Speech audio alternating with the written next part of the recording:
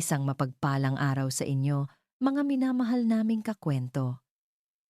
Kwento ng pag-ibig, ng mga pangarap, at minsan, ng isang pagtataksil na dumadating sa paraang hindi natin kailanman inaasahan.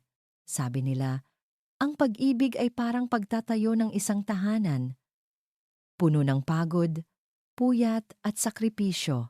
Pero paano kung ang mismong tahanan na binuo mo sa loob ng 7 taon, ang paraisong pinangarap mo, ay guguho sa harap mo sa isang iglap lamang?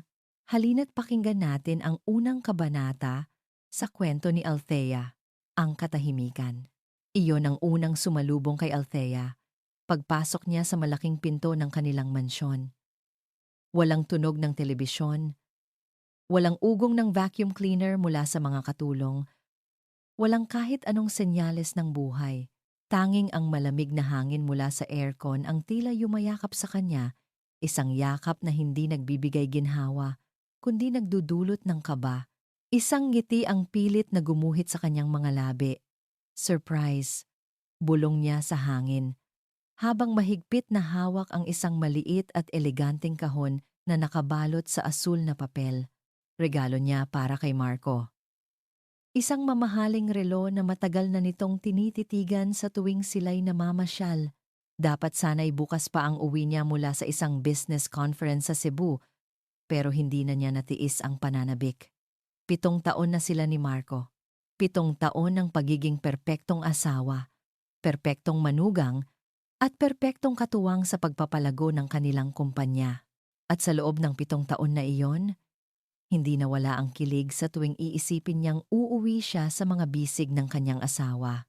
Marco? Mahal? Tawag niya, habang ang kanyang boses ay tila nilalamon ng katahimikan ng malawak na sala. Walang sagot. Iniwan niya ang kanyang maleta sa tabi ng pinto at dahan-dahang umakyat sa kanilang silid sa ikalawang palapag. Ang bawat hakbang sa hagdanang gawa sa Nara ay umieko sa buong kabahayan, nagpapatingkad sa nakabibinging kawalan. Pagbukas niya ng pinto ng kanilang kwarto, bumungad sa kanya ang isang kama na perpektong naayos. Walang gusot, walang bakas na may natulog dito kagabi. Sinubukan niyang tawagan ang telepono nito. Isang ring, 2, 3, bago ito pumasok sa voicemail. Sinubukan niya ulit. Sa pagkakataong ito, may pumasok na text message mula rito. Nasa meeting ako, mahal. I'll call you back. I love you. Bahagyang kumunot ang noo ni Althea. Meeting? Sabado ngayon. At hindi kailanman nagkaroon ng meeting si Marco sa araw ng Sabado nang hindi ipinapaalam sa kanya. Bumaba siya patungo sa kusina, umaasang nandoon ang kanilang mga kasambahay. Ngunit wala rin. May isang maliit na sulat na nakadikit sa ref. Ma'am Thea, pinag-day off po kami ni Sir Marco ng 3 araw. Babalik po kami sa Lunes. Salamat po. Ang kabang kanina'y tila isang butil lamang ay unti-unting lumalaki sa kanyang dibdib. Bakit? Anong meron? Umupo siya sa sofa, kinuha ang kanyang telepono, at sinimulang scroll ang kanyang social media feed para libangin ang sarili. Mga litrato ng pagkain, mga post ng kaibigan tungkol sa kanilang mga bakasyon. At doon, sa gitna ng lahat, isang post ang tila sumampal sa kanya, isang post mula sa pinsan ni Marco. Isang group picture. Ang lokasyon, El Nido, Palawan.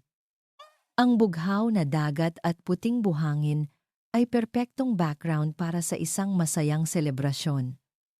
Nandoon ang lahat, ang mga kapatid ni Marco, ang kanilang mga asawa, at sa gitna ng lahat ay si Doña Elena, ang kanyang biyenan na may ngiting abot tenga. Sa tabi nito ay si Marco, ang kanyang asawa, at ang braso ni Marco ay nakaakbay sa baywang ng isang babaeng hindi niya kilala. Maganda ito, bata, at may isang ngiting nagpapahiwatig ng tagumpay. Ngunit hindi iyon ang nagpatigil sa paghinga ni Althea. Ang nagpatigil sa kanyang paghinga ay ang kamay ni Marco na nakapatong sa umbok na tiyan ng babae. Ang kanyang mga mata ay mabilis na naglakbay patungo sa caption ng litrato, "Celebrating New Beginnings. So excited for the new heir of the family." Congratulations Marco and Isabel. Halos mabitawan ni Althea ang kanyang telepono. Ang mga salita ay paulit-ulit na umiikot sa kanyang isipan. New hair, bagong tagapagmana. Marco and Isabel, ang kanyang mga daliri, na ngayon ay nanginginig, ay nag-scroll pababa sa comment section. Congrats, Doña Elena. A grandson at last. Finally! Ang tagal ninyong hinintay ito. Marco, you deserve to be a father. Ang hangin ay tila naubos sa kanyang baga. Ang bawat komento ay isang punyal na paulit-ulit na itinarak sa kanyang puso. Ang mundo niya ay umikot. Ang mansyon na dati paraiso sa kanyang paningin ay biglang naging isang malamig na bilangguan. Ang 7 taon ng kanyang buhay, ng kanyang pagmamahal, ng kanyang sakripisyo. Para saan? Nanginginig ang kamay niyang muling pinindot ang litrato. Pinalaki ito. Hindi niya tiningnan si Marco. Hindi niya tiningnan ang babaeng nagngangalang Isabel. Ang kanyang mga mata ay nakapako sa isang mukha lamang. Ang mukha ng kanyang biyenan. Si Doña Elena. Ang ngiti nito. Hindi iyon isang simpleng ngiti ng kagalakan. Iyon ay isang ngiti ng pagwawagi. Isang ngiti ng isang reynang matagumpay na naisakatuparan ang kanyang perpektong plano. At sa sandaling iyon, naunawaan ni Althea ang lahat. Hindi ito pagkakamali. Hindi ito simpleng tukso. Ito ay isang sabwatan. Isang perpektong pagkakanulo. At ang reyna sa likod ng lahat ng ito ay ang babaeng tinuring niyang pangalawang ina. Ang 4 na sulok ng malawak na sala ay tila unti-unting lumiliit, dinidiin ang bawat hibla ng kanyang pagkatao. Ang bawat paghinga ni Althea ay mabigat. Tila may isang malaking batong nakadagan sa kanyang dibdib. Ang larawan sa kanyang telepono ay nakaimprenta na sa kanyang isipan, ang ngiti ni Doña Elena, ang pag-akbay ni Marco, ang umbok na tiyan ni Isabel, isang perpektong larawan ng isang masayang pamilya, isang pamilyang hindi siya kasama. Ang mga luha na kanina pa niya pinipigilan ay nagsimula ng bumuhos. Hindi ito isang simpleng pag-iyak. Ito ay isang paghagulgol na nagmumula sa kaibuturan ng kanyang kaluluwa. Isang tunog ng pusong pinirapiraso. Napahawak siya sa kanyang tiyan. Isang lugar na sa loob ng 7 taon ay pinangarap niyang may laman. Isang lugar na naging dahilan ng mga masasakit na salita mula sa kanyang biyenan. Hanggang ngayon ba'y wala pa rin, Althea? Baka dapat magpatingin ka na ulit. Ang isang babae, ang tunay na halaga niya ay ang kakayahang magbigay ng tagapagmana sa kanyang asawa. Baka naman. Bao ka. Ang mga salitang iyon, na dati tinatanggap niya na may kasamang pilit ng ngiti at pangunawa, ngayon ay bumabalik na parang mga nagbabagang bakal. Sinusunog ang bawat piraso ng kanyang pagkatao. Sa gitna ng kanyang pagtangis, nanginginig niyang kinuha ang telepono at pinindot ang numero ng nag-iisang taong alam niyang makakaintindi sa kanya. "Hello, Thea? Napatawag ka? Akala ko ba bukas ka pa uuwi?" Masiglang bati mula sa kabilang linya. Si Carla, ang kanyang ate. Hindi nakasagot si Althea. Tanging ang tunog ng kanyang mga hikbi ang narinig ni Carla. "Thea, anong nangyari? Nasaan ka?" "Papunta na ako." Walang tanong-tanong. Ganoon si Carla. Laging handang sumaklolo. Hindi nagtagal, bumukas ang pinto. Si Carla, na may bakas pa ng pag-aalala sa mukha, ay mabilis siyang nilapitan at niyakap ng mahigpit. "Diyos ko, Thea, anong ginawa nila sa'yo?" Isinubsob ni Althea ang kanyang mukha sa balikat ng kapatid. Hinahayaang dumaloy ang lahat ng sakit. Doon, sa yakap ng kanyang ate, naramdaman niya ang unang hibla ng kaligtasan. "Ate, nasa Palawan sila." Halos pabulong na sabi ni Althea. Silang lahat. Anong ginagawa nila doon? Ipinakita ni Althea ang telepono. Tiningnan ito ni Carla at ang pag-aalala sa mukha nito ay napalitan ng nag-aapoy na galit. Ang mga walang hiya! Sigaw ni Carla. Ang kapal ng mukha nila! At itong si Doña Elena, akala mo kung sinong santa? Ito ba? Ito ba ang kapalit ng 7 taon mo? Ng lahat ng sakripisyo mo para sa kumpanyang iyan? Ang galit ni Carla ay tila isang apoy na nagsimulang magpainit sa nanlalamig na puso ni Althea. Tama ang ate niya. Galit. Hindi lungkot. Galit ang dapat niyang maramdaman. Pinagkatiwalaan ko sila, ate, sabi ni Althea. Ang boses ay nanginginig pa rin ngunit may bahid na ng katigasan. Ibinigay ko ang lahat at ginamit lang nila ang lahat ng iyon laban sa'yo. Madiing sabi ni Carla. Thea, makinig ka. Umiyak ka hanggang gusto mo. Pero pagkatapos niyan, tatayo ka. Hindi tayo magpapatalo sa kanila. Hindi tayo magpapapi. Tumingin si Althea sa kanyang kapatid. Sa mga mata ni Carla, nakita niya ang lakas na nawawala sa kanya. Tumango siya. Dahan-dahan. Pinunasan niya ang kanyang mga luha. Ang paghagulgol ay napalitan ng isang mapanganib na katahimikan. May computer sa study room, ang main server ng kumpanya. May access ako doon bilang isa sa mga architect. Nagkatinginan sila ni Carla. Isang tingin na puno ng pagkakaintindihan. Magkasama silang pumasok sa study room. Isang silid na puno ng mga libro at mga plano ng arkitektura. Mga planong si Althea mismo ang gumawa. Binuksan niya ang computer. Ang kanyang mga daliri ay mabilis na nag-type sa keyboard. Ang password, ang kaarawan ng kanilang kasal. Napangiti siya ng mapait. Gaano siya naging isang mangmang. Sa loob ng ilang minuto, nasa loob na siya ng sistema ng kumpanya. Sinimulan niyang buksan ang mga folder, mga report, mga blueprint, mga email. Lahat ay mukhang normal. Pero alam niya, nararamdaman niya na mayroong itinatago hanggang sa nakita niya ito. Isang folder na may kakaibang pangalan, DE Special Projects. Naka-encrypt, ngunit may isang kahinaan ang kanyang biyenan. Si Doña Elena ay laging gumagamit ng mga password na konektado sa kanyang nakaraan. Isang paraan upang paalalahanan ang sarili kung saan siya nanggaling. Sinubukan ni Althea ang pangalan ng probinsya kung saan lumaki si Doña Elena. Mali. Ang pangalan ng kanyang yumaong asawa. Mali. Pagkatapos ay naalala niya ang isang kwento. Isang kwentong ikinuwento sa kanya ni Marco noong sila'y bago pa lamang ang unang negosyo ni Doña Elena bago ito nakapag-asawa ng mayaman. Isang maliit na karinderya. Tinype niya ang pangalan ng karinderya. Tadhana. Nag-click ito. Bumukas ang folder. Bumungad sa kanila ang mga dokumentong hindi niya pa kailanman nakita. Mga kontratang may mga pangalan ng mga subcontractor na hindi pamilyar, mga bank transfer patungo sa mga offshore accounts, mga resibong mukhang pineke. Ito ay isang malinaw na ebidensya ng pandaraya at paglustay. Ngunit ang pinakakilabot sa lahat ay isang audio file na may pangalang Final Instructions. Nanginginig ang kamay ni Althea. Nang i-double-click niya ito, isang pamilyar na boses ang pumuno sa silid. Ang malamig at may autoridad na boses ni Doña Elena.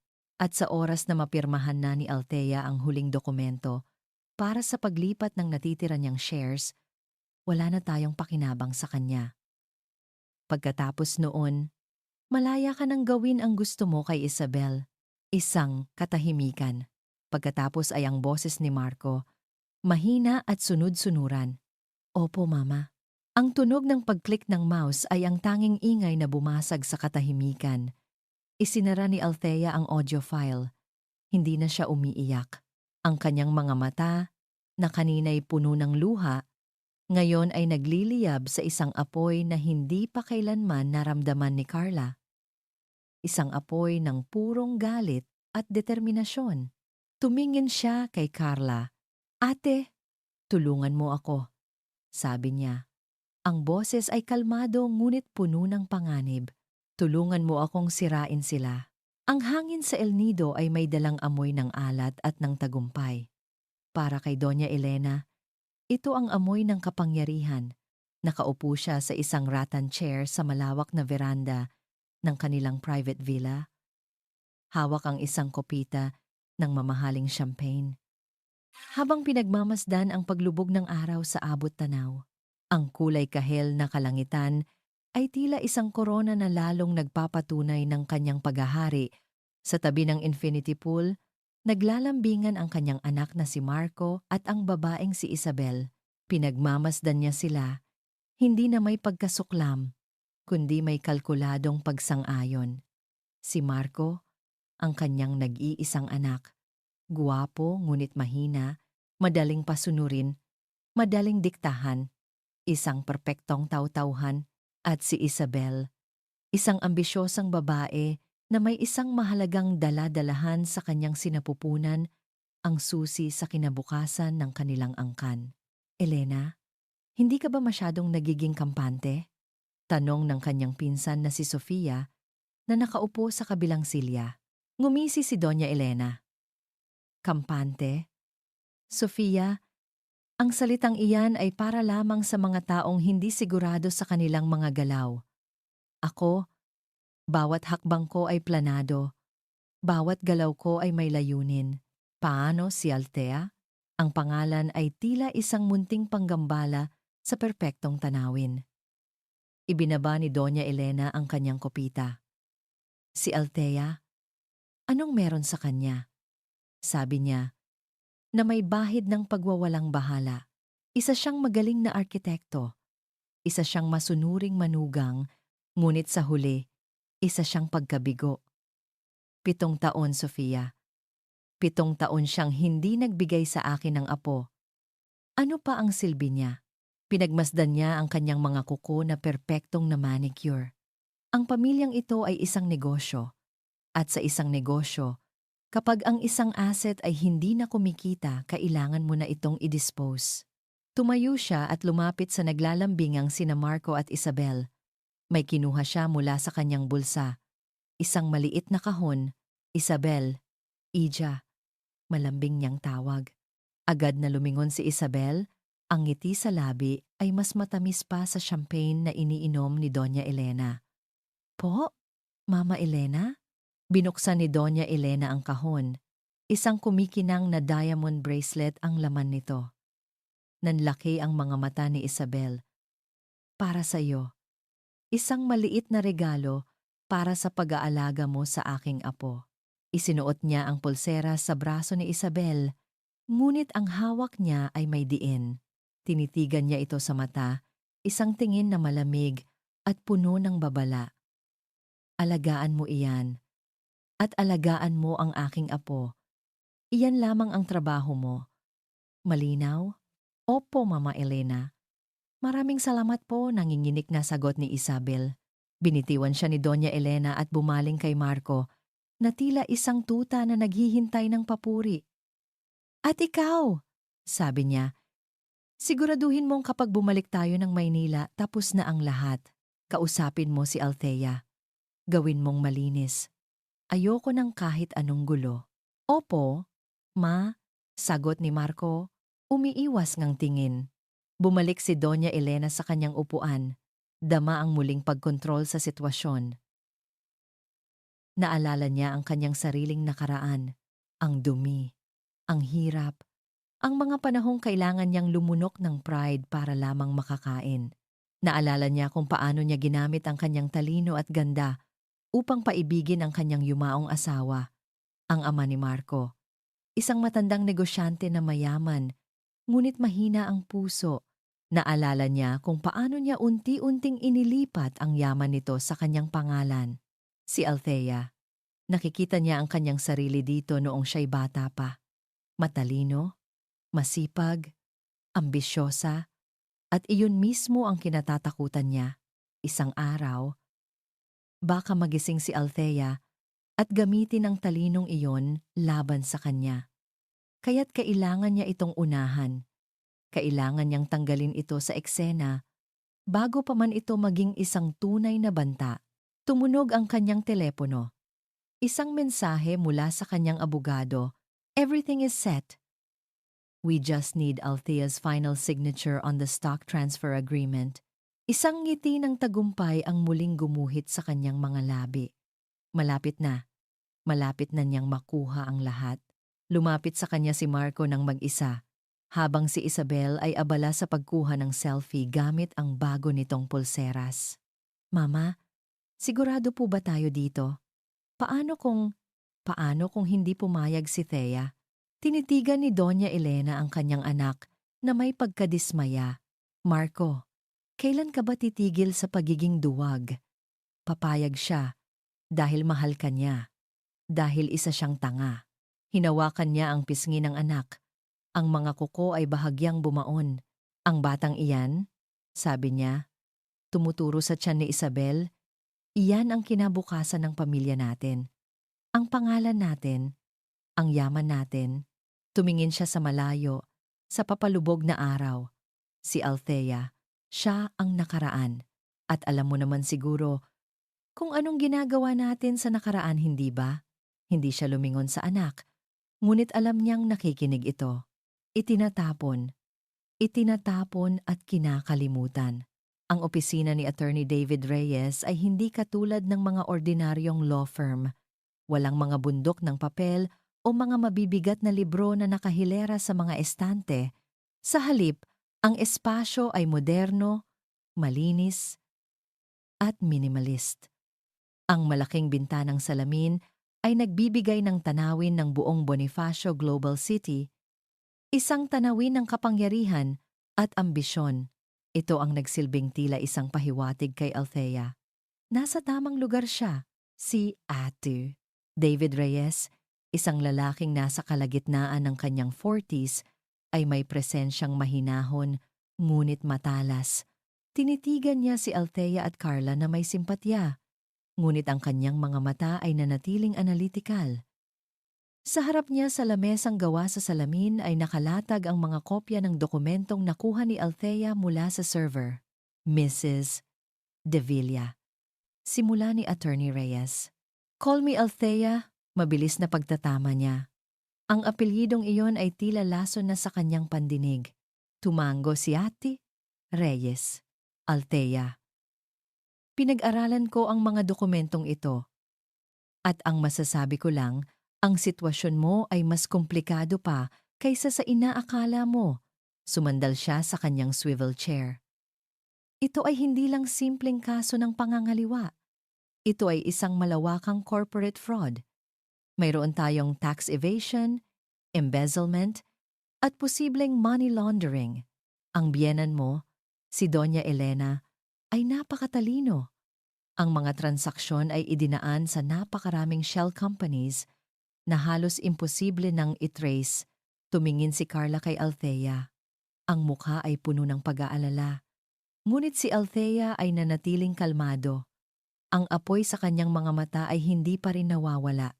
Ibig sabihin ba niyan ay wala na tayong magagawa? Tanong ni Althea, ang boses ay matatag. Umiling si Attorney Reyes. Hindi ko sinabing wala. Sinabi kong komplikado. Kailangan natin ng mas matibay na ebidensya. Isang bagay na direktang mag-uugnay kay Doña Elena sa mga ilegal na transaksyon na ito. Ang mga dokumentong ito ay malakas, ngunit kaya pa rin niyang ituro ang ibang tao bilang salarin. Gagawin ko. Walang pag-aalinlangang sagot ni Althea. Sabihin niyo lang kung ano ang kailangan kong gawin. Humanga si Attorney Reyes sa determinasyon ni Althea. Marami na siyang nakilalang mga kliyenteng biktima ng panloloko at karamihan sa kanila ay durog at takot. Ngunit si Althea, kahit na halata ang sakit na dinadala, ay may lakas na pambihira. Una, kailangan nating mag-file ng temporary restraining order sa mga assets ng kumpanya para hindi sila makapaglipat ng pera. Pangalawa, kailangan nating tipunin ang lahat ng ebidensya ng iyong kontribusyon sa kumpanya. Mga blueprint na ikaw ang gumawa, mga kliyenteng ikaw ang nagpasok, mga deal na ikaw ang nagsara, Kailangan nating patunayan na hindi ka lang isang simpleng asawa. Isa kang mahalagang haligi ng kumpanyang iyan, paliwanag ng abogado. At pangatlo, pagpapatuloy niya, ang kanyang tono ay naging mas seryoso. Kailangan mong maging handa. Si Doña Elena ay hindi isang ordinaryong kalaban. Gagamitin niya ang lahat pera, koneksyon, impluensya para durugin ka. Susubukan niyang sirain ang reputasyon mo. Gagawa siya ng mga kwento, sasabihin niyang isa kang masamang asawa, isang baliw, isang desperada. Tumingin siya ng diretso sa mga mata ni Althea. Handa ka ba para sa ganitong klase ng digmaan, Althea? Dahil sa oras na simulan natin ito, wala nang atrasan. Isang mahabang katahimikan ang namayani sa silid. Tanging ang malayong ugong ng trapiko sa labas ang maririnig. Inalala ni Althea ang 7 taon ng kanyang buhay. Ang bawat pagod, bawat puyat, bawat pangarap na binuo niya para sa kanila ni Marco. Inalala niya ang ngiti ni Doña Elena sa litrato. Ang ngiti ng tagumpay. Ang pag-aalinlangan sa kanyang puso ay napalitan ng bakal na determinasyon. Handa na ako, sabi niya. Ang boses ay walang bahid ng pagdududa. Ngumiti si Attorney Reyes, isang ngiting nagsasabing, nagsisimula na ang laban. Mabuti. Dahil mayroon akong ideya kung saan tayo magsisimula. Kumuha siya ng isang piraso ng papel at isinulat ang isang pangalan. Ipinakita niya ito kay Althea. Si Doña Elena ay hindi nagsimulang mayaman. Bago niya napangasawa ang ama ni Marco, mayroon siyang sariling buhay, sariling nakaraan. At kadalasan, sa nakaraan ng isang tao, doon natin matatagpuan ang mga lihim na ayaw nilang mabunyag. Ang mga ebidensya sa pananalapi na hawak natin ngayon, sabi ni Attorney Reyes, habang itinuturo ang mga dokumento sa mesa, ay sapat lamang para guluhin sila. Para pabagsakin ng tuluyan si Doña Elena, kailangan natin ng isang sandata na sisira sa pinakaiingatan niya. At ano po yon? Tanong ni Carla. Tumingin si Attorney Reyes kay Althea. Ang kanyang mga mata ay tila nakikita ang apoy sa loob nito. Ang kanyang karangalan. Ang pangalang isinulat ni Attorney Reyes sa papel ay tila isang susi sa isang nakasaradong pinto. Tia Consuelo, ang nakatatandang kapatid ng yumaong asawa ni Doña Elena. Isang pangalan na minsan lang nabanggit sa pamilya, at kapag nababanggit, laging may kasamang katahimikan at pag-iwas. Ngayon, naiintindihan na ni Althea kung bakit. Ang paghahanap kay Tia Consuelo ay hindi naging madali. Matagal na itong pinutol ng pamilya de Villa, ngunit sa tulong ng isang private investigator na inirekomenda ni Attorney Reyes, natunton nila ito sa isang maliit at tahimik na bayan sa Laguna, malayo sa ingay at gulo ng Maynila. Ang bahay ni Tia Consuelo ay simple lang, isang lumang bahay na bato na napapaligiran ng mga halaman. Ang katahimikan dito ay kabaligtaran ng marangyang mansyon sa Alabang. Isang babaeng may edad na may mga guhit ng kalungkutan sa mukha ang nagbukas ng pinto. Ang kanyang mga mata ay nanlaki ng bahagya nang makita si Althea. Ikaw ang asawa ni Marco, hindi ba? Tanong nito, ang boses ay mahina. Opo, ako po si Althea. Magalang na sagot niya. Maaari po ba tayong mag-usap sandali? Sa simula, nag-aalangan si Tia Consuelo. Ang sakit ng nakaraan ay malinaw pa ring nakabakas sa kanya. Ngunit nang makita niya ang determinasyon sa mga mata ni Althea, isang determinasyong ipinanganak mula sa matinding sakit, dahan-dahan siyang lumambot. Pinatuloy niya si Althea sa loob, sa isang salas na puno ng mga lumang litrato. Mga litratong hindi kailanman nakita ni Althea sa mansyon. Mga litrato ng pamilya de Villa, bago pa man dumating si Doña Elena sa kanilang buhay. Ano ang kailangan mo sa akin, Ija? Tanong ng matanda habang nagtitimpla ng tsaa. Kailangan ko po ng katotohanan. Diretsong sagot ni Althea. Ang katotohanan tungkol kay Elena. Isang mapait na ngiti ang gumuhit sa labi ni Tia Consuelo. Ang katotohanan, isang bagay na matagal nang ibinaon sa limot. Umupo ito sa tapat ni Althea at nagsimulang magkwento. Ang kanyang boses ay nanginginig sa simula, ngunit habang tumatagal, ito'y napuno ng hinanakit na kinimkim sa loob ng maraming taon. Ikinuwento niya kung paano dumating si Elena sa buhay ng kanyang kapatid na si Don Ricardo, ang ama ni Marco. Isang magandang babae mula sa probinsya na may mga matang puno ng ambisyon. Paano nito inalagaan si Don Ricardo na nooy may sakit na? At paano, sa kabila ng kanilang pagtutol, nagpakasal ang dalawa? Mahal na mahal siya ng kapatid ko, sabi ni Tia Consuelo. Ang mga luha ay nagsisimula ng mamuo sa kanyang mga mata.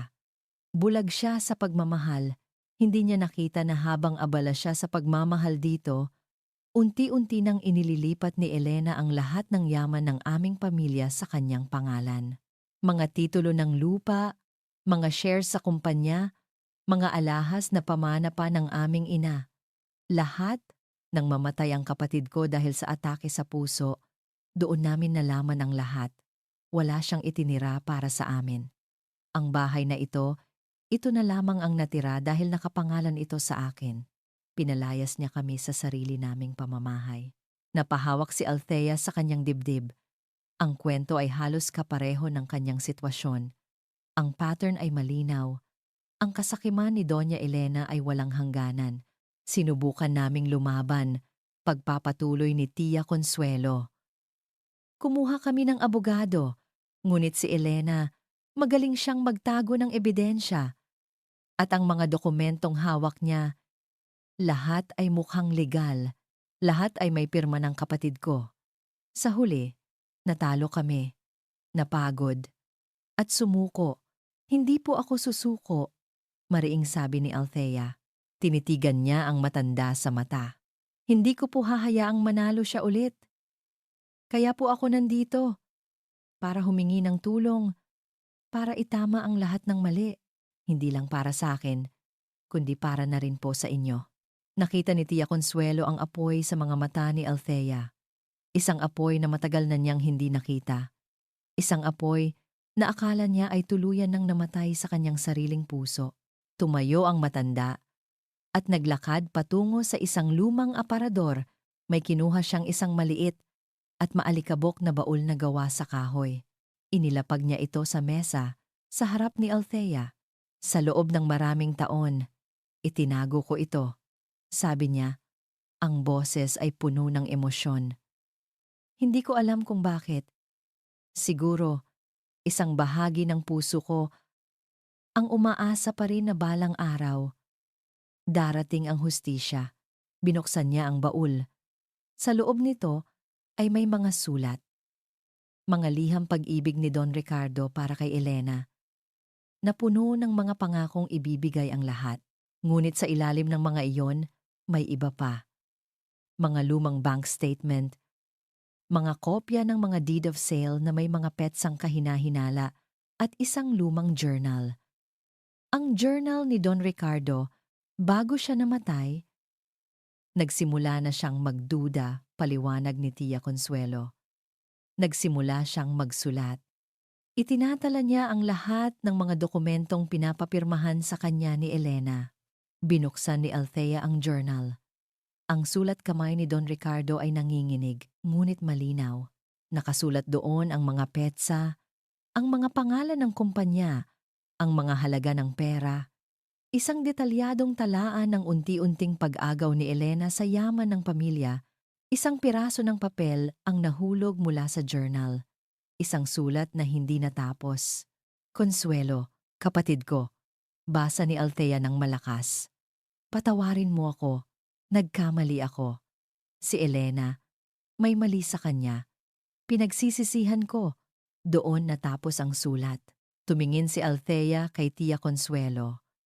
Ang matanda ay umiiyak na ng tahimik. Hinawakan ni Althea ang baul. Ang bigat nito ay hindi lang bigat ng kahoy at papel. Ito ang bigat ng mga dekada ng sakit, ng hinanakit, at ng ninakaw na hustisya. Ito na, bulong ni Althea sa sarili.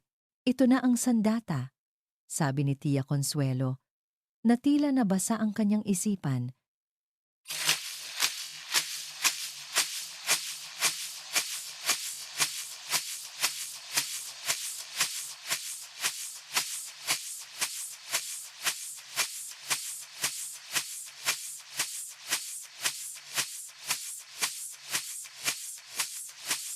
Hinawakan niya ang kamay ni Althea. Gamitin mo iyan para kunin ang lahat ng kinuha niya sa atin. Ang tunog ng sasakyan na pumarada sa labas ng mansyon ay tila isang hudyat. Nagsimula na ang dula. Huminga ng malalim si Althea, pinapakalma ang sarili.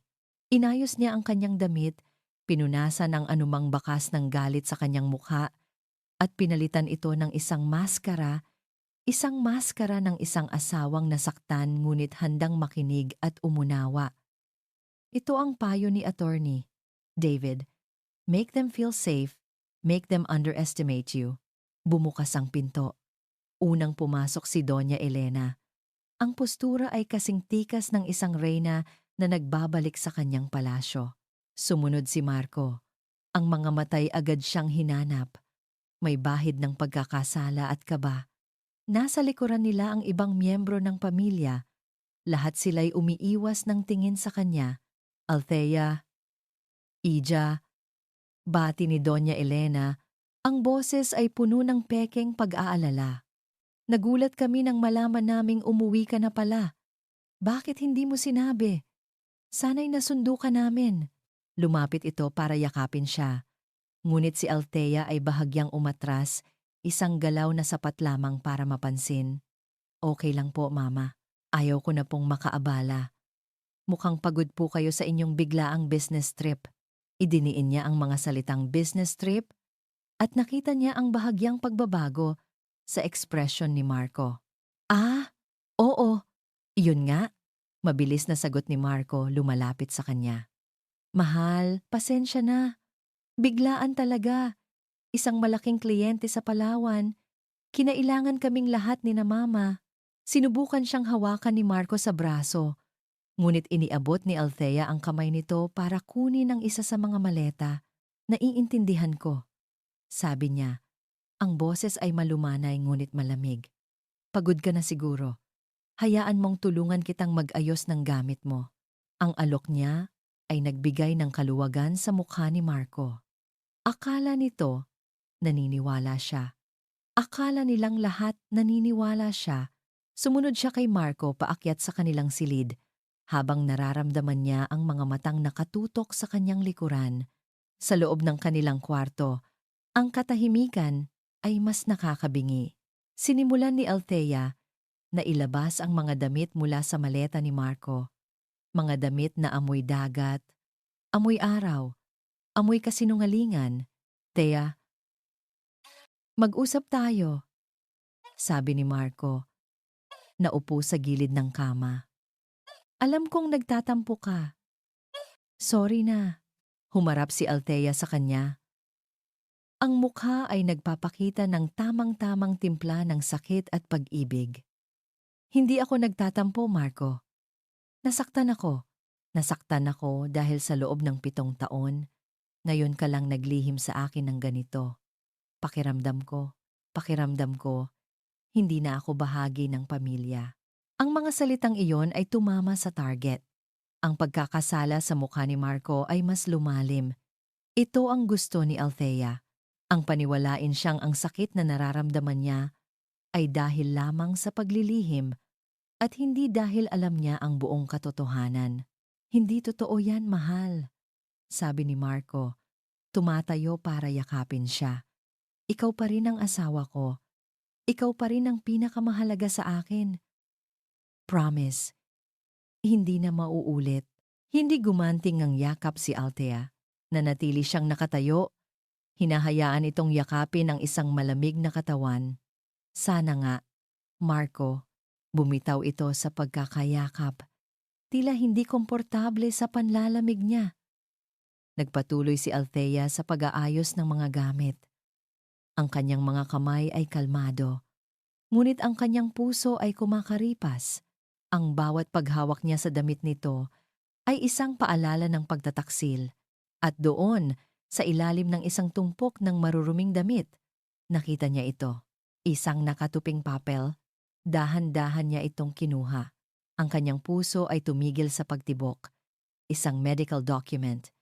Isang resulta ng ultrasound. Ang pangalan sa itaas, Isabel Reyes.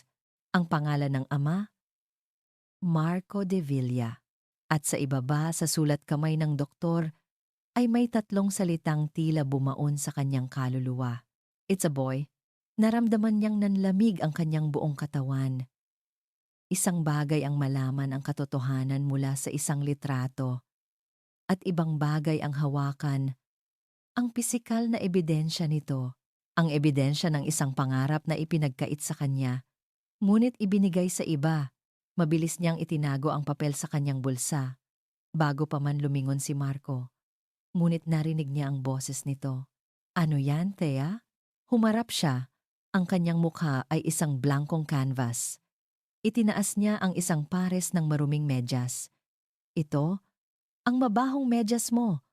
Mukhang kailangan mo nang bumili ng bago. Tumawa si Marco. Isang tawang pilit. Akala ko naman kung ano na. Ngumiti si Althea. Isang ngiting hindi umabot sa kanyang mga mata. Huwag kang mag-alala, mahal, sabi niya. Habang ang kanyang kamay ay mahigpit na nakakuyom sa bulsa, hawak ang papel. Lahat ng dapat kong malaman, alam ko na. Si Doña Elena ay nasa kanyang opisina, isang silid na sumisigaw ng karangyaan at kapangyarihan. Ang malaking mesa na gawa sa mahogany ay kumikinang sa ilalim ng ilaw ng chandelier. Nakaupo siya sa kanyang leather-bound chair na parang isang reyna sa kanyang trono habang binabasa ang mga financial report. Isang maliit na ngiti ang sumilay sa kanyang labi. Ang mga numero ay maganda. Ang kita ng kumpanya ay tumataas. Malapit na. Isang pirma na lang mula kay Althea at ang kontrol ay tuluyan ng mapapasa kanya. Ang pagbabalik nila mula sa Palawan ay naging ayon sa plano. Si Althea, gaya ng inaasahan, ay nasaktan. Isang tipikal na reaksyon ng isang babaeng na lamang may ibang babae ang kanyang asawa, ngunit wala itong ginawa. Walang iskandalo, walang sigawan, tanging isang malamig na katahimikan na para kay Doña Elena ay isang senyales ng pagsuko. Mahina. Bulong niya sa sarili habang pumipirma sa isang dokumento. Katulad din siya ng lahat ng ibang babae. Iiyak, magagalit. Pero sa huli, tatanggapin din ng lahat. Biglang tumunog ang kanyang private line. Isang teleponong para lamang sa mga pinakamahahalagang tawag. Kumunot ang kanyang noo. Ang tanging tumatawag dito ay ang kanyang personal banker o ang kanyang abogado. Elena speaking. Sagot niya. Ang boses ay puno ng autoridad. Doña Elena, it's Mr. Chua from the bank. Ang boses sa kabilang linya ay puno ng pag-aalala. May problema po tayo. Anong problema? Tanong ni Doña Elena.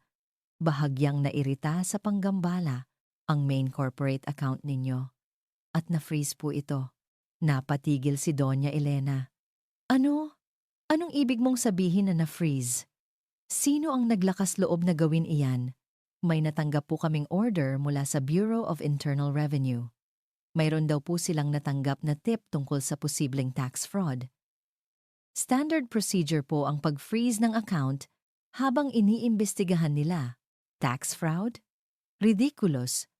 Alos pasigaw na sabi ni Doña Elena. Sino ang nagtip? Sino ang traidor? Anonymous po ang tip, Doña. Walang pangalan. Ngunit may kasama raw pong mga kopya ng ilang mga dokumento. Parang binuhusan ng malamig na tubig si Doña Elena. Mga dokumento? Paanong? Ibinaba niya ang telepono nang may puwersa. Ang kanyang isip ay mabilis na tumatakbo. Sino? Sino ang may access sa mga dokumentong iyon? Sino ang may sapat na lakas ng loob para kalabanin siya? Pumasok sa isip niya si Ricardo Vargas, ang kanyang pinakamalaking kakompetensya sa industriya. ang lalaking iyon. Matagal na siyang naiinggit sa tagumpay ng kanilang kumpanya. Malamang ay siya ang may pakana nito. Isang desperadong galaw mula sa isang talunang negosyante. Hindi niya naisip si Althea, ni sa hinagap. Para sa kanya, si Althea ay isang abala lamang, isang problemang malapit ng matapos, isang babaeng abala sa pag-iyak sa kanyang silid. Pinindot niya ang intercom. Papuntahin dito si Marco at ang ating accountant! Ngayon din! Ang sumunod na oras ay puno ng tensyon. Ang accountant ay pawis na pawis habang sinusubukang ipaliwanag ang sitwasyon. Si Marco ay nakatayo lamang sa isang sulok, mukhang takot at walang silbi. Ano ang gagawin natin, Mama? Nanginginig na tanong ni Marco. Tumahimik ka! Sigaw ni Doña Elena. Ang kanyang pagpipigil ay tuluyan nang nawala. Wala kang naitutulong. Lumabas ka muna. Padabog na lumabas si Marco. Iniwan ang kanyang ina na nag-aapoy sa galit. Paano nangyari ito? Sa panahong malapit na niyang makamit ang lahat mula sa kanyang opisina, dinig na dinig niya ang sigaw ni Doña Elena. Ang boses na dati nagpapakalma sa buong kabahayan ay ngayon isang boses na naghahasik ng lagim. Sa ikalawang palapag, sa loob ng kanyang silid, nakatayo si Althea sa harap ng bintana. Dama niya ang panginginig ng buong mansyon dahil sa galit ng reyna nito. Isang maliit, mapait na ngiti ang sumilay sa kanyang mga labi. Ito pa lang ang simula. Isang maliit na patikim. Habang pinapanood niya ang pagdidilim ng kalangitan, isang biglaang pagkahilo ang naramdaman niya. Napahawak siya sa pader para suportahan ang sarili. Isang alon ng pagduduwal ang umakyat sa kanyang lalamunan. Inisip niyang dahil ito sa stress, sa galit, sa kakulangan ng tulog. Ngunit habang nakahawak siya sa pader, ang kanyang kamay ay dahan-dahang napunta sa kanyang tiyan. May isang pakiramdam na kakaiba. Isang pakiramdam na hindi niya pa naramdaman dati. Isinantabi niya ito. Kailangan niyang maging matatag. Kailangan niyang mag-focus. Nagsisimula pa lang ang digmaan. Ngunit ang pakiramdam na iyon, hindi ito nawala. Ang mga sumunod na araw sa loob ng mansyon ay tila isang digmaang walang nagsasalita. Ang tensyon ay mahahawakan mo sa hangin. Si Doña Elena ay laging nakakulong sa kanyang opisina. Ang kanyang boses ay maririnig paminsan-minsan, nagagalit sa telepono. Si Marco naman ay umiiwas. Laging wala sa bahay, marahil ay kasama si Isabel. Para kay Althea, ang bawat araw ay isang pagsubok sa kanyang pagpipigil. Ngunit ang mas mabigat na pagsubok ay ang nangyayari sa kanyang sariling katawan. Ang pagkahilo ay naging mas madalas.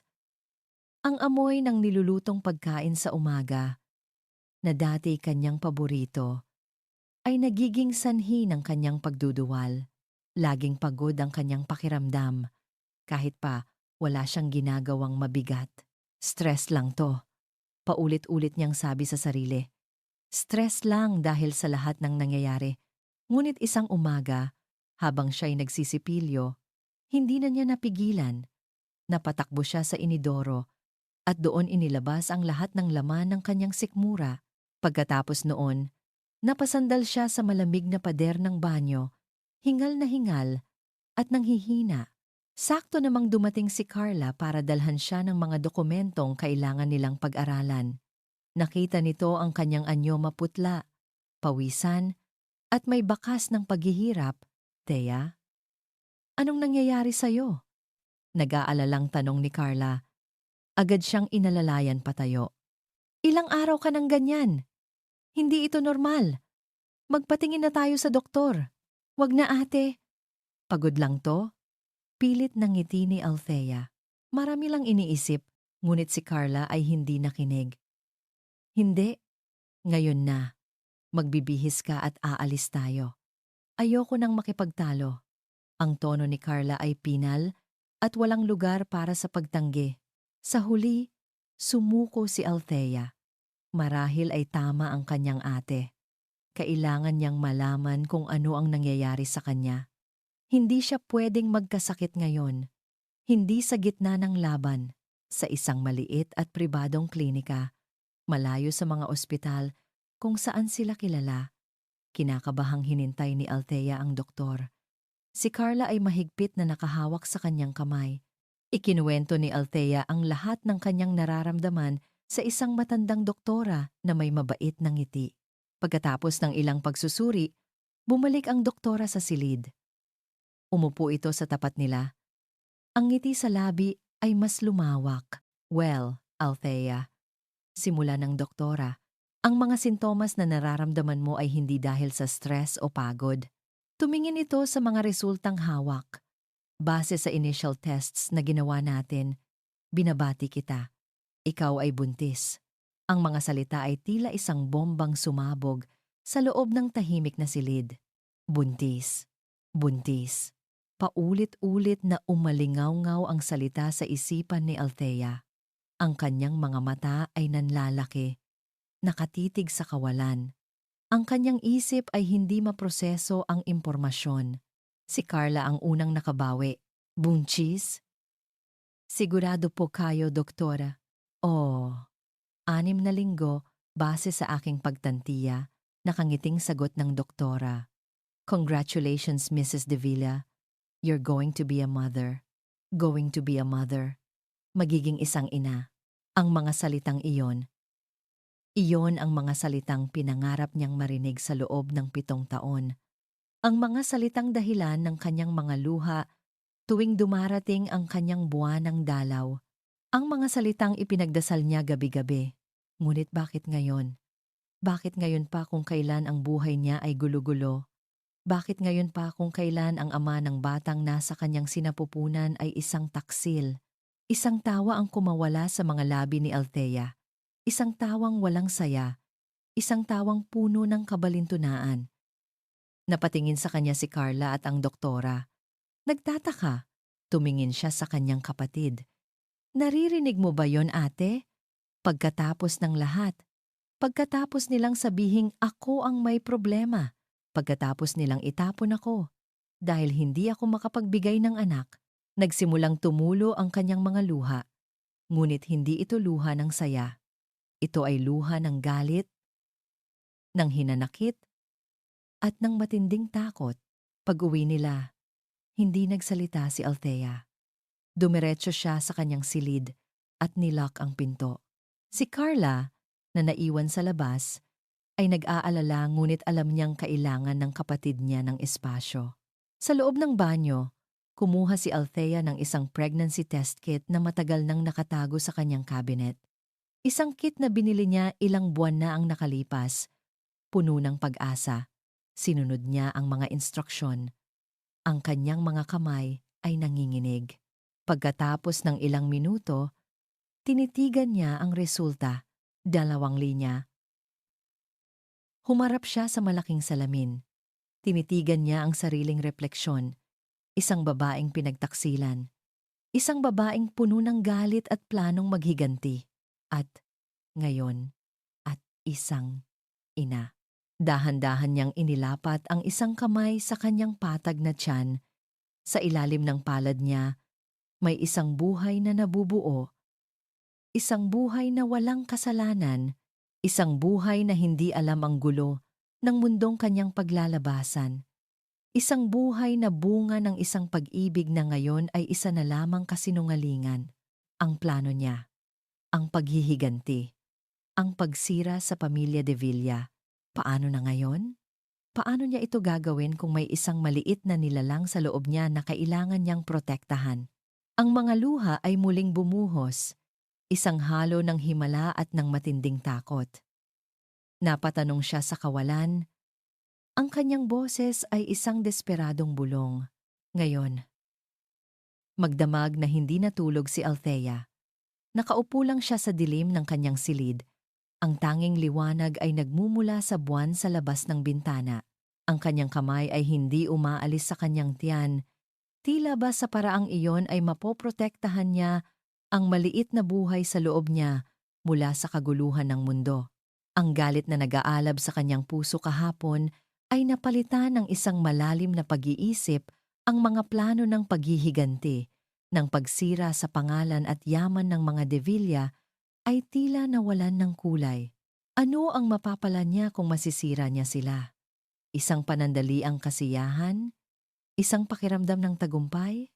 Ngunit anong klaseng mundo ang ibibigay niya sa kanyang anak? Isang mundong binuo mula sa abo ng kanyang paghihiganti? Isang kinabukasang nabahiran ng galit ng nakaraan? Hindi, hindi iyon ang gusto niya para sa kanyang anak. Kinabukasan, pagbukas niya ng pinto, naghihintay sa labas si Carla, ang mga mata ay puno ng pag-aalala. Sa halip na ang kapatid na durog at puno ng pagkalito ang makita, bumungad sa kanya ang isang Althea na may bagong liwanag sa mga mata. Isang liwanag ng kapayapaan at bakal na determinasyon. Ate, kailangan nating bumalik kay Attorney Reyes. Sabi ni Althea, ang boses ay kalmado at matatag. Sa opisina ng abogado, tahimik na nakinig si Attorney David Reyes habang ikinukwento ni Althea ang tungkol sa kanyang pagbubuntis. Walang bakas ng pagkagulat sa mukha ng abogado. Sa halip, isang malalim na pag-unawa. Binabati kita, Althea, sinsero niyang sabi. Pero ito ay nagpapabago sa lahat. Nagpapabago nga po, sang-ayon ni Althea. At iyon po ang dahilan kung bakit ako narito. Kailangan po nating baguhin ang plano. Sumandal si Althea sa upuan. Noong una, ang gusto ko lang ay sirain sila. Wasakin ang lahat ng pinaghirapan nila. Iparanas sa kanila ang sakit na ipinaranas nila sa akin. Huminga siya ng malalim. Pero ngayon, hindi na iyon ang mahalaga. Tumingin siya ng diretso sa mata ni Attorney Reyes. Ang kanyang tingin ay matalas at puno ng layunin. Hindi ko na gustong sirain ang De Villa Construction. Gusto ko itong angkinin. Nagkatinginan si Attorney Reyes at si Carla. Parehong nagulat sa narinig. Ang batang ito, pagpapatuloy ni Althea, habang hinihimas ang kanyang tiyan, ay isang De Villa. May karapatan siya sa lahat ng yaman na ipinundar ng pamilyang iyon. Yaman na ako mismo ang tumulong na palaguin. Hindi na ako lalaban para sa paghihiganti. Lalaban ako para sa kinabukasan ng anak ko. Isang dahan-dahang ngiti ang sumilay sa labi ni Attorney Reyes. Isang ngiti ng paghanga. Althea, ang gusto mong gawin ay isang hostile takeover. Mas mahirap iyon. Mas mapanganib.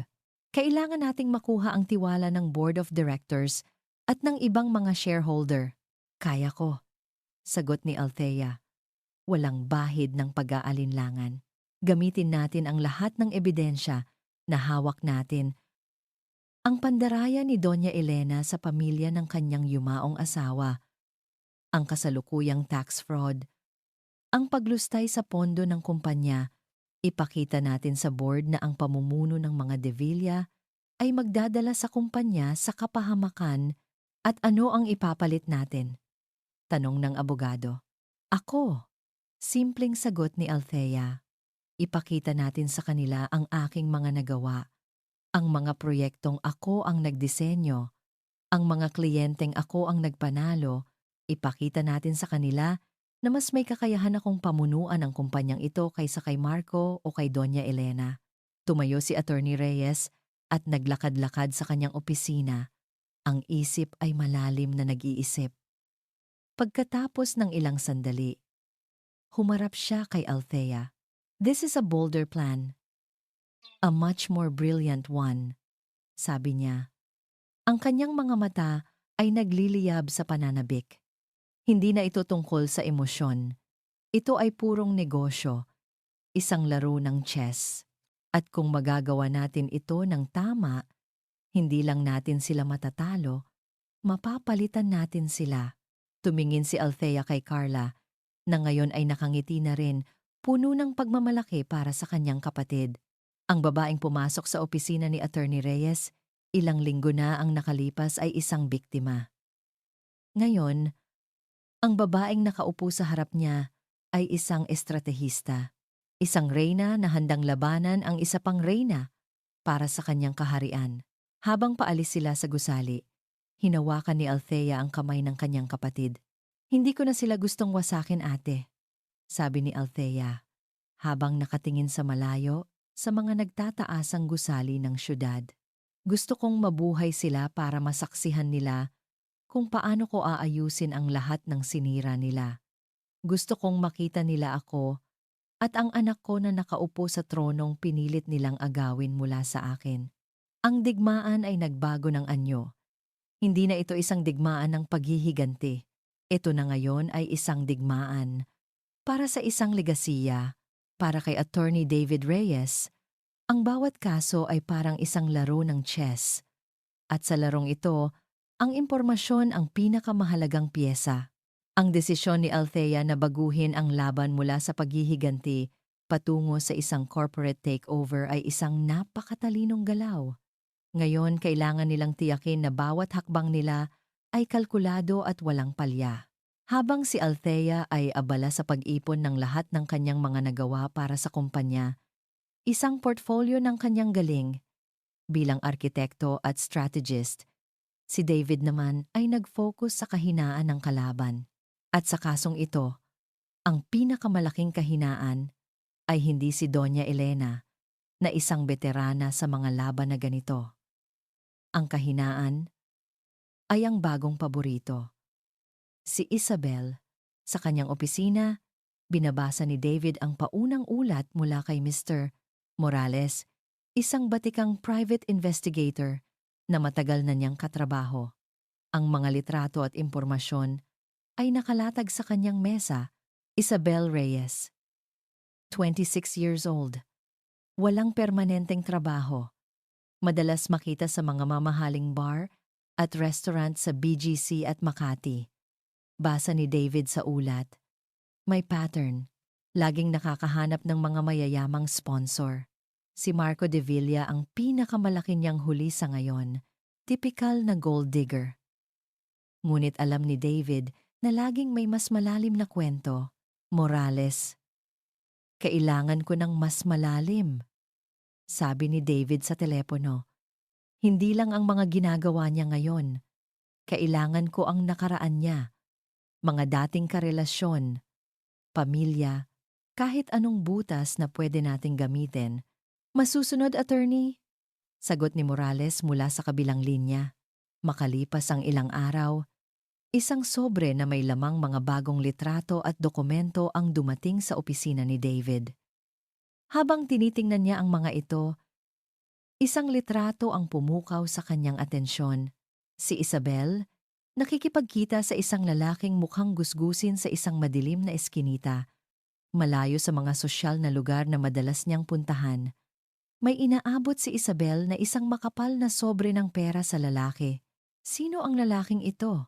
Tanong ni David sa kanyang sarili. Sa ilalim ng litrato ay may nakasulat na pangalan, Leo, isang dating kasintahan ni Isabel. Pinagpatuloy ni David ang pagbabasa sa ulat ni Morales. Ang mga sumunod na impormasyon ang nagpatigil sa kanya. Si Leo ay may criminal record, estafa, at may isa pang detalye na mas nakakagulat. Ilang taon na ang nakalipas, si Isabel ay nasangkot sa isang halos kaparehong sitwasyon. Nagkaroon siya ng hindi inaasahang pagbubuntis sa isang may edad ng dayuhang negosyante. Nakakuha siya ng malaking halaga mula rito bago ito biglaang umalis ng bansa. Ang ama ng batang iyon, walang iba kundi si Leo. Ang bata ay ipinaampon di umano pagkatapos. Isang malamig na pakiramdam ang gumapang sa batok ni David. Ang pattern, paulit-ulit, hindi kaya. Bulong niya sa sarili. Kinuha niya ang telepono.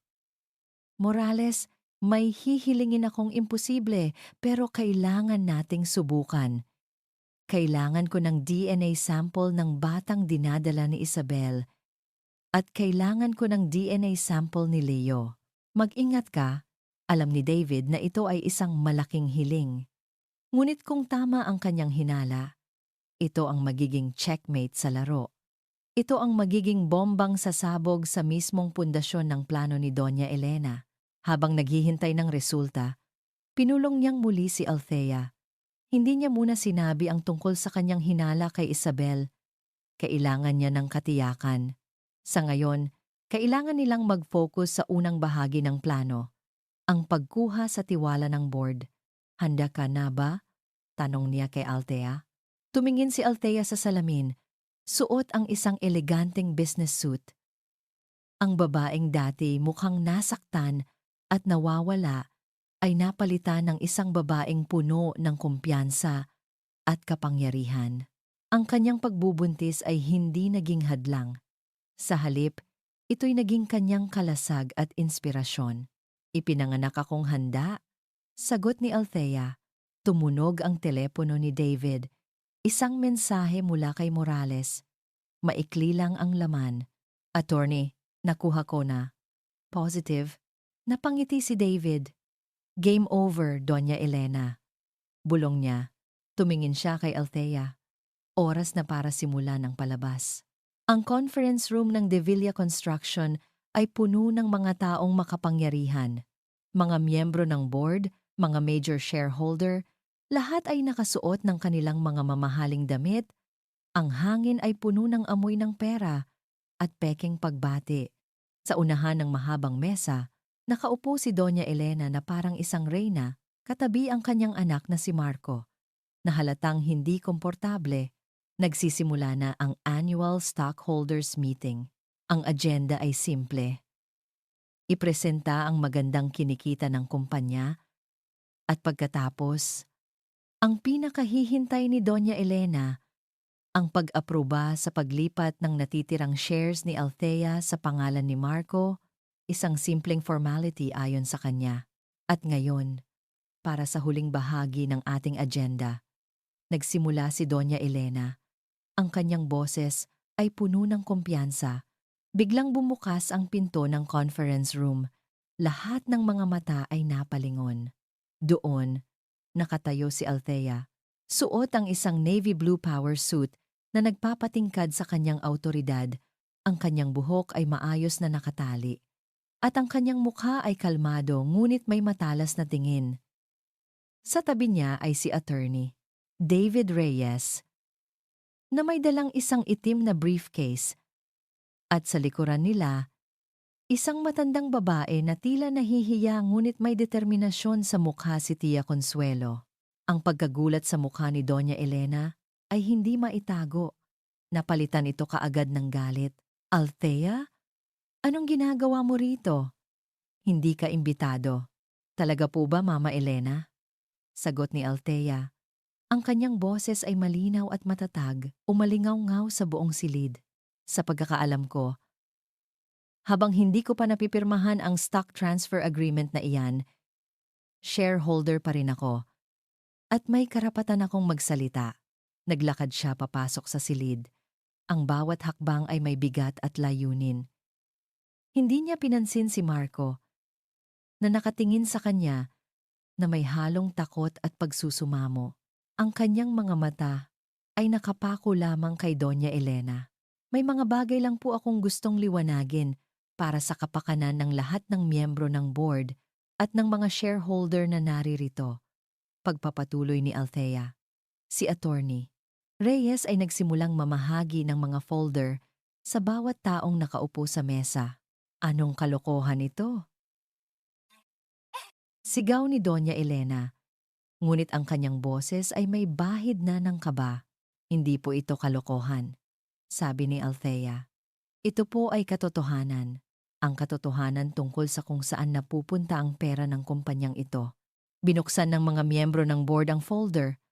Bumungad sa kanila ang mga kopya ng mga bank statement, mga pekeng resibo, at ang daloy ng pera patungo sa mga offshore accounts na nakapangalan sa mga shell companies. Ang bulong-bulungan ay nagsimula sa buong silid. Ito ay paninirang puri. Gawa-gawa niya lang lahat yan dahil sa selos. Depensa ni Doña Elena. Tumatayo. Selos? Tanong ni Althea. Isang maliit na ngiti ang sumilay sa kanyang labi. Kung tungkol lang po ito sa selos, hindi ko na sana isinama ang isang espesyal na panauhin. Lumingon siya At marahang ginabayan si Tia Consuelo papalapit. Marahil ay natatandaan pa ninyo ang ilan sa mga orihinal na miyembro ng pamilya de Villa. Siya po si Consuelo de Villa, ang kapatid ng yumaong si Don Ricardo de Villa. Ang pangalan ay tila isang multo mula sa nakaraan. Ang mga matatandang miyembro ng board ay napatingin kay Doña Elena, na ngayon ay namumutla na. Nandito po siya para magpatoto, sabi ni Ate Reyes.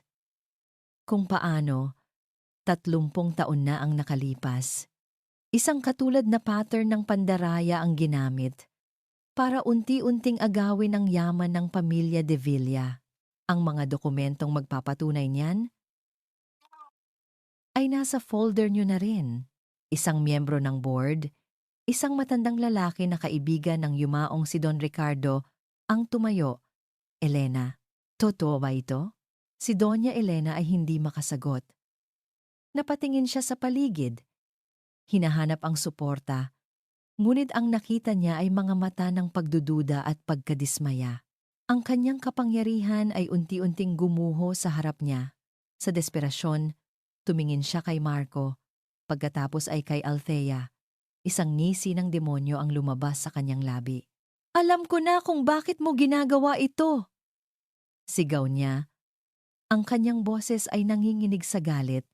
Itinuturo ang daliri kay Althea. Lahat ng ito ay dahil sa inggit.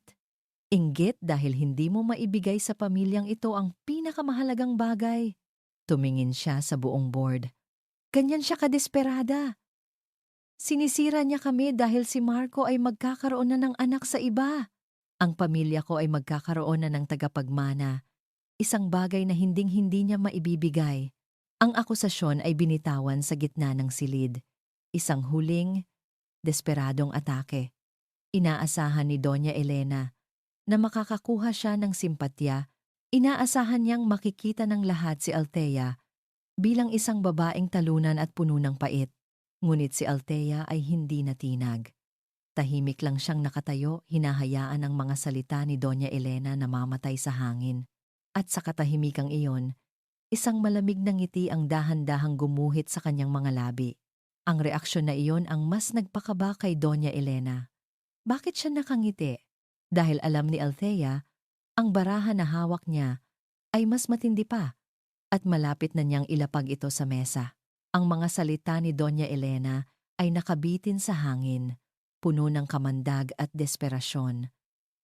Ang pamilya ko ay magkakaroon na ng tagapagmana, isang bagay na hinding-hindi niya maibibigay. Lahat ng mata ay napunta kay Althea, naghihintay ng kanyang reaksyon. Inaasahan nilang makikita ang isang babaeng umiiyak, isang babaeng napahiya, ngunit ang nakita nila ay isang kalmadong ngiti. Tagapagmana? Mahinahon na tanong ni Althea.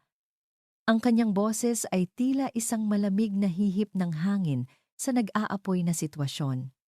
Pinag-uusapan po ba natin ang batang dinadala ni Miss Isabel Reyes? Lumingon si Althea kay Attorney Reyes, isang simpleng tango. Ito na ang hudyat. Bago po natin pag-usapan ang tunay na tagapagmana, nagsalita si Attorney Reyes.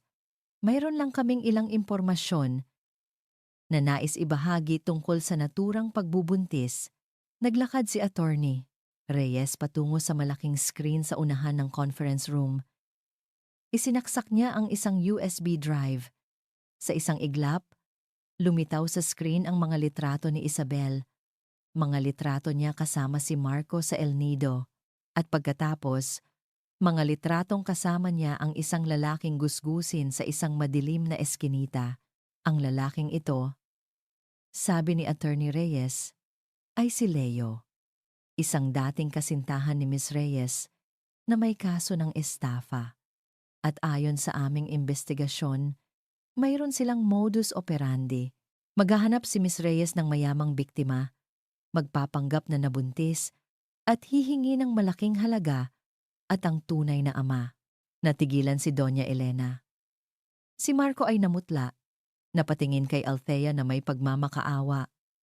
Ngunit si Althea ay hindi man lang siya tinitingnan. Maaaring nagkataon lang ang lahat. Pagpapatuloy ni Attorney Reyes, Kaya't minabuti naming kumuha ng mas matibay na ebidensya. Ang sumunod na lumitaw sa screen ay isang dokumento, isang resulta ng DNA test.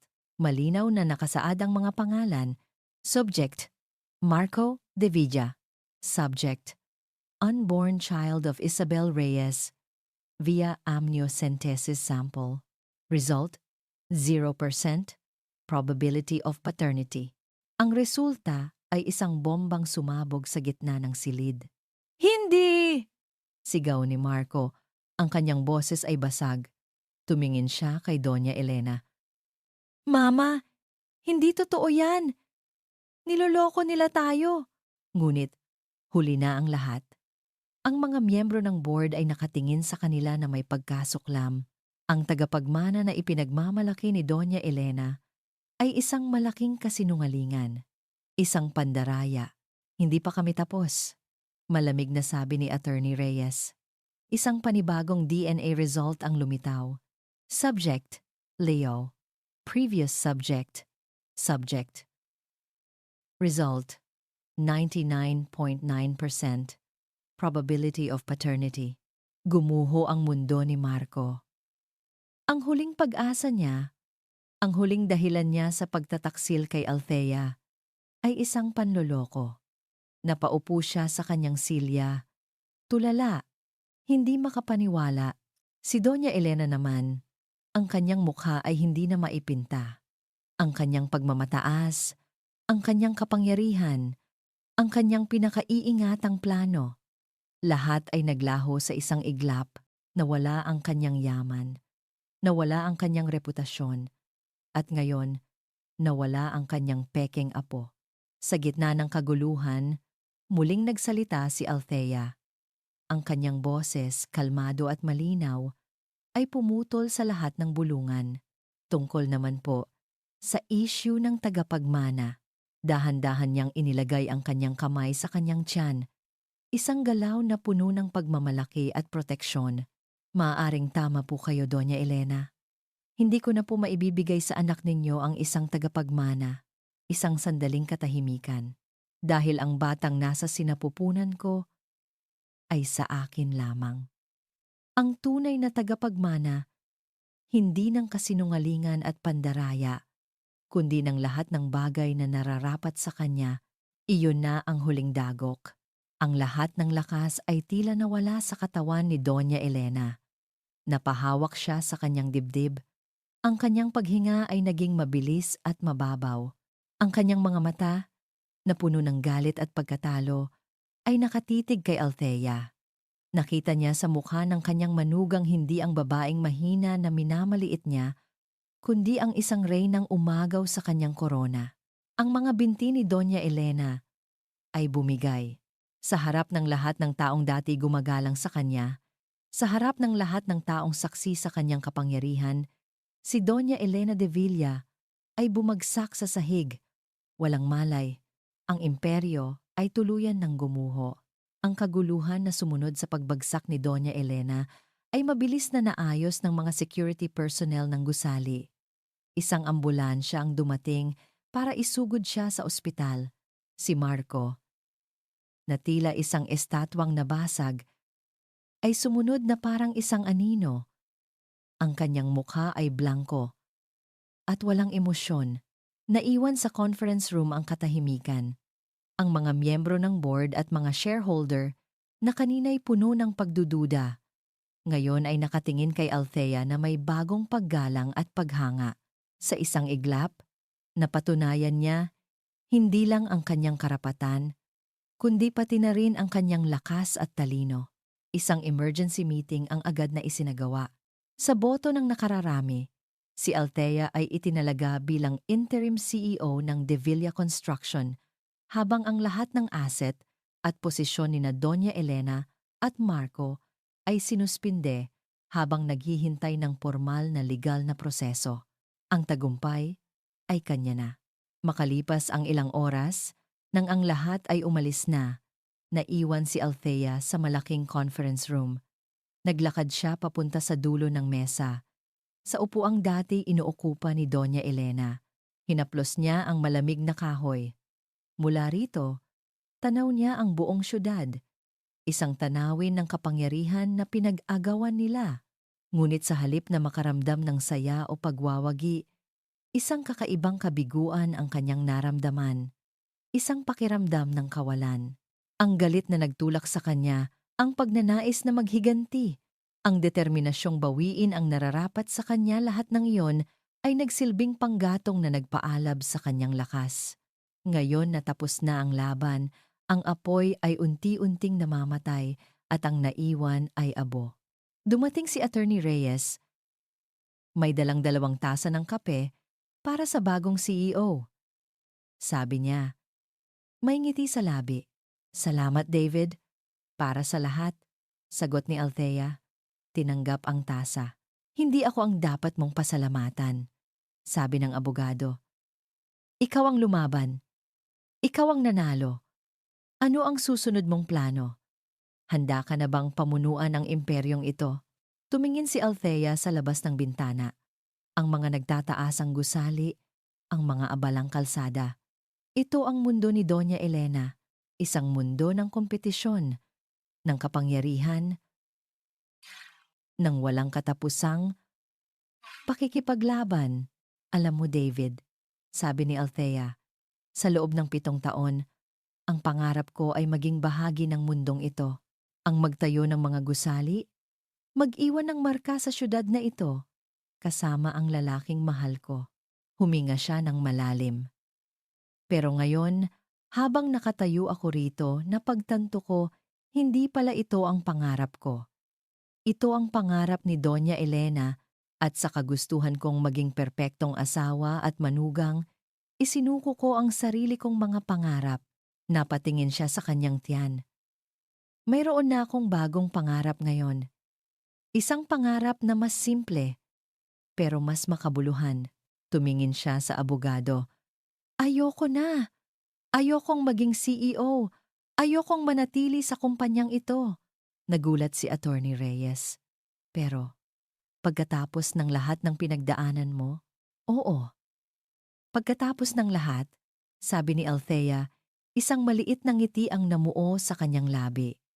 Ang laban na ito ay hindi para makuha ang korona ni Doña Elena. Ang laban na ito ay para patunayan sa sarili ko na kaya kong lumaban, na hindi ako biktima. At ngayon, napatunayan ko na, ibebenta ko ang lahat ng shares ko, ang sa akin, at ang mga makukuha ko mula kay Marco bilang bahagi ng aming settlement. Kukunin ko lang ang halagang nararapat para sa akin at sa anak ko. At pagkatapos, aalis na ako. Saan ka pupunta?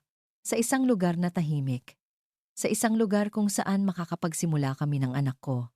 Isang lugar kung saan ang tanging itatayo ko na lang ay ang sarili naming buhay. Sa huling pagkakataon, tinitigan ni Althea ang syudad mula sa bintana ng CEO. At pagkatapos, tumalikod siya rito, walang bahid ng panghihinayang. Habang naglalakad siya palabas ng gusali, dama niya ang bigat na unti-unting nawawala sa kanyang mga balikat. Huminga siya ng malalim. Nilalasap ang hangin ng kalayaan. Ilang linggo ang lumipas. Habang nag-eempake siya ng kanyang mga gamit sa mansyon na malapit ng ibenta, isang lumang kahon ang kanyang nabuksan. Sa loob nito ay ang kanyang dating laptop. Binuksan niya ito. At sa gitna ng mga lumang files, may isang email na hindi niya nabasa. Ipinadala halos 1 taon na ang nakalipas. Mula ito sa isang kilalang publishing house. Dear Miss Althea, basa niya. Nababasa po namin ang inyong personal blog at lubos kaming humanga sa isang maikling kwento na inyong isinulat na pinamagatang Ang Arkitekto ng Mga Pangarap. Nais po sana naming malaman kung interesado kayong i-develop ito para maging isang nobela. Napatitig si Althea sa screen. Ang kwentong iyon. Isinulat niya iyon noong mga panahong pakiramdam niya'y nawawala ang kanyang sariling pagkatao sa loob ng kanyang perpektong buhay. Isang pangarap na matagal na niyang ibinaon sa limot. Isang pangarap na ngayon ay muling nabuhay, 1 taon. Ang isang taon ay maaaring maging isang maikling panahon lamang, ngunit para kay Althea, ito ay isang buong buhay. Ang maingay na syudad ay napalitan ng payapang tunog ng mga alon. Ang malamig na mansyon ay napalitan ng isang maliit, ngunit maaliwalas na bahay sa tabi ng dagat sa isang tahimik na bayan sa Batangas. Ang mga power suit ay napalitan ng mga simpleng bestida, at ang boardroom napalitan ng isang maliit na balkonahe kung saan siya nagsusulat habang tanaw ang asul na karagatan. Sa kanyang kandungan, mahimbing na natutulog si Leo, ang kanyang 6 na buwang gulang na anak. Ang pangalan ay hindi galing sa isang taksil, kundi sa isang konstelasyon, isang paalala na kahit sa pinakamadilim na gabi, laging may mga bituing magniningning. Ang kanyang mga mata ay katulad ng kay Althea, ngunit ang kanyang ngiti, kapag siya'y gising, ay sariling-sarili niya. Siya ang araw ni Althea, ang kanyang buwan, ang kanyang lahat. Ang librong ipinanganak mula sa email na iyon, ang babaeng nagtayo ng sarili niyang tahanan, ay naging isang bestseller. Ito ay hindi lamang isang kwento ng pagtataksil at paghihiganti. Ito ay isang kwento ng pagbangon, ng paghahanap sa sarili, at ng pagbuo ng isang buhay na karapat-dapat para sa sarili. Nakaantig ito sa puso ng libu-libong kababaihan sa buong bansa. Mula sa pagiging isang arkitekto ng mga gusali, si Althea ay naging isang arkitekto ng mga salita, ng mga damdamin, at ng pag-asa.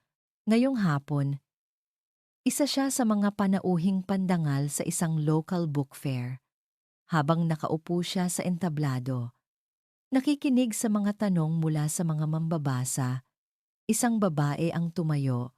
"Miss Althea," sabi ng babae, ang boses ay nanginginig sa emosyon. "Gusto ko lang pong magpasalamat. Ang libro niyo po ang nagbigay sa akin ng lakas ng loob para iwan ang isang mapang-abusong relasyon. Dahil po sa inyo, natutunan kong hindi ko kailangan ng ibang tao para buuin ako. Maraming salamat po." Isang ngiti ng pasasalamat ang isinukli ni Althea. Ang mga sandaling tulad nito ang nagpapatunay na nasa tamang landas siya. Ang sakit na kanyang pinagdaanan ay nagkaroon ng layunin. Ang kanyang kwento ay naging tulay para sa iba. Pagkatapos ng event, habang naglalakad siya sa tabing dagat pauwi, kasama si Carla na laging nakaalalay, pinagmamasdan niya ang kanyang anak na masayang naglalaro sa buhangin. "Masaya ka ba, Thea?" tanong ni Carla. Tumingin si Althea sa papalubog na araw. Ang kulay kahel na liwanag ay nagbibigay ng ginintuang kulay sa mukha ng kanyang anak. "Masaya." "Hindi, higit pa sa masaya, ate." Payapa, iyon ang salita. Kapayapaan, isang bagay na hindi kayang bilhin ng lahat ng yaman ng mga De Villa. Isang bagay na hindi kayang ibigay ng paghihiganti. Isang bagay na natagpuan niya sa kanyang sarili, sa kanyang anak, at sa simpleng buhay na kanyang pinili. Pag-uwi sa bahay, habang pinapatulog niya si Leo, may natanggap siyang isang sulat. Hindi ito email, kundi isang tunay na sulat na may selyo. Mula ito kay Tia Consuelo. Sa loob nito ay isang litrato ng matanda, kasama ang iba pang mga kamag-anak na nakangiti sa harap ng isang bagong bahay. "Althea." Nakasulat sa liham, "Salamat sa iyo na ibalik sa amin ang bahagi ng aming dignidad. Ang perang nakuha mo mula sa settlement ay ginamit namin para magsimulang muli. Hindi mo lang itinayo ang sarili mong tahanan, Ija. Tinulungan mo rin kaming itayo ang sa amin. Habang buhay kaming magpapasalamat." Niyakap ni Althea ang sulat. Ang kanyang mga luha ay tumulo, ngunit sa pagkakataong ito, ito'y luha ng purong kaligayahan. Inilapag niya ang sulat at kinuha ang kanyang telepono para tingnan ang oras. Bigla itong nagring. Isang hindi rehistradong numero. Sa simula, nag-atubili siyang sagutin. "Hello?" Isang sandali ng katahimikan sa kabilang linya. Pagkatapos, isang boses. Isang boses na pamilyar, ngunit ngayon ay basag, pagod, at puno ng pagsisisi. Thea, si, si, Marco, to. Ang boses ni Marco ay isang multo mula sa isang buhay na matagal nang tinalikuran ni Althea. Napahawak siya ng mahigpit sa telepono, ngunit ang kanyang puso ay nanatiling kalmado. Ang dating sakit, ang dating galit lahat, ay napalitan ng isang mapayapang katahimikan. Marco, sagot niya. Ang kanyang boses ay pantay at walang emosyon. Thea, kumusta ka na? Tanong nito. Ang boses ay nanginginig. Nakita ko ang libro mo. Ang galing mo. Sikat ka na. Hindi sumagot si Althea. Hinayaan niya lang itong magsalita. Si Mama. Hindi na siya katulad ng dati mula nang ma-stroke siya. Laging tulala. Ako naman, wala. Walang tumatanggap sa akin na trabaho. Ang pangalang De Villa? Isa na ngayong sumpa.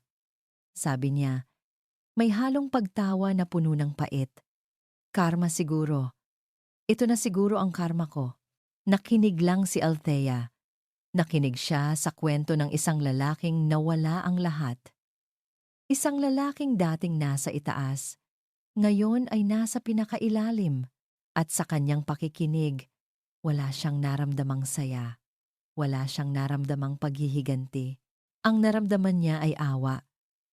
Awa para sa isang lalaking naging mahina. Isang lalaking nagpadikta sa kasakiman ng iba. Isang lalaking sinayang ang lahat para sa mga maling bagay. Thea, patawarin mo sana ako, sabi ni Marco. Ang kanyang boses ay tuluyan ng nabasag sa isang hikbi. Alam kong huli na ang lahat. Alam kong wala na akong karapatan. Pero kailangan kong marinig mula sa'yo. Patawarin mo ako sa lahat ng sakit na idinulot ko. Huminga ng malalim si Althea. Tumingin siya sa kanyang natutulog na anak. Ang anghel na nagbigay sa kanya ng bagong buhay. Marco, mahinahon niyang sabi. Matagal na kitang pinatawad. Isang sandali ng katahimikan sa kabilang linya. Hindi dahil sa'yo, pagpapatuloy ni Althea. Pinatawad kita para sa sarili ko. Pinatawad kita para makalaya ako sa galit at sakit. Pinatawad kita para makapagsimula ako ng bagong buhay na walang dalang bigat mula sa nakaraan. Ang pagpapatawad, Marco, ay hindi para sa taong nakasakit, kundi para sa taong nasaktan. Ito ang huling susi para tuluyang maisara ang pinto ng nakaraan at buksan ang bintana ng kinabukasan. Sana mahanap mo rin ang kapayapaan mo. Dagdag niya. Iyon lang. Wala nang kailangang sabihin pa. Salamat, Thea. Bulong ni Marco. Salamat. Dahan-dahang ibinaba ni Althea ang telepono. Isang malalim na hininga ang kanyang pinakawalan. Isang hiningang naglalaman ng huling piraso ng sakit na kanyang kinimkim. Ngayon, tuluyan na siyang malaya. Lumapit siya sa bintana ng kanyang silid. Tanaw mula roon ang karagatang tahimik na hinahalikan ng liwanag ng buwan. Sa ibabaw ng kanyang mesa, may isang blankong papel at isang pluma. Naghihintay. Hindi pa tapos ang kanyang kwento. Marami pa siyang isusulat. Marami pang pangarap na bubuuin. Marami pang buhay na itatayo. Ngumiti si Althea. Tumingin siya sa kalangitan, sa mga bituing nagniningning. Siya, si Althea, ang babaeng minsang gumuho ang mundo. Ang babaeng ginamit ang mga piraso ng kanyang nawasak na puso para magtayo ng isang bagong tahanan. Isang tahanang hindi gawa sa semento at bakal, kundi sa katatagan, pag-asa, at pagmamahal sa sarili. Ang kanyang kwento ay hindi nagtapos sa paghihiganti. Ito ay nagsimula sa pagpapatawad at ito ay magpapatuloy sa walang hanggang kapayapaan. At diyan po nagtatapos ang kwento ni Althea. Isang kwentong nagpapaalala sa atin na ang pinakamatinding sakit ay maaaring maging simula ng pinakamatatag nating pagkatao. Ipinakita sa atin ni Althea na ang tunay na tagumpay ay hindi nasusukat sa yaman o kapangyarihan na ating nakukuha, kundi sa kapayapaang ating natatagpuan sa loob ng ating mga puso. Ang pagpapatawad ay hindi isang regalo para sa iba, kundi isang regalong ibinibigay natin sa ating sarili para sa ating tuluyang paghilom. Mula po sa aming puso, maraming salamat sa inyong pagsama sa amin sa paglalakbay na ito sa buhay ni Althea. Naway may napulot kayong aral at inspirasyon. Ano po ang masasabi ninyo sa kanyang kwento? Ano pong klaseng kwento ang gusto ninyong marinig sa susunod? Huwag po kayong mahiyang mag-iwan ng inyong mga komento sa ibaba. Gusto po naming marinig ang inyong mga saloobin. Maraming salamat po sa inyong walang sawang pagsubaybay. Kung nagustuhan ninyo ang kwentong ito, huwag po kayong mag-atubiling i-like, i-share ito sa inyong mga kaibigan at pamilya. At syempre, pindutin na rin po ang subscribe button para lagi kayong updated sa mga susunod pa nating kwento. I-click nyo na rin po ang notification bell para kayo ang laging unang makarinig sa aming mga bagong upload. Hanggang sa muli, ito po ang inyong kakwento. Paalam.